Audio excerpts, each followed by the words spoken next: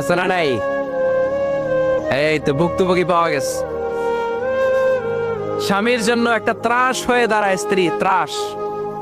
অনেক স্বামী আছে স্ত্রীর এরকম আচরণের কারণে, অতিরিক্ত প্রেসার ক্রিয়েট করার কারণে স্ত্রীদেরকে ভয় পায়। এক অফিসের বড় সাহেব তার স্ত্রীরে খুব ভয় পায়, প্রচন্ড ভয় পায়। তো সে মনে মনে ভাবলো, দেখি আমার অফিসের যারা স্টাফ আছে, ম্যানেজাররা আছে, এরা কতটুকু ভয় পায়, এরা ভয় পায় কিনা। তো একদিন সকালবেলা অফিসের সব স্টাফ গুলোর একসাথে দাঁড় করায় বলতেছে, এই আপনারা যারা যারা আপনাদের স্ত্রীদেরকে ভয় পান তারা ডান দিকে যান, আর যারা স্ত্রীকে ভয় পান না এরা বাম দিকে যা। অফিসের সব কর্মচারী ডান দিকে চলে গেছে, সবাই ভয় পায়, একজন শুধু বাম দিকে।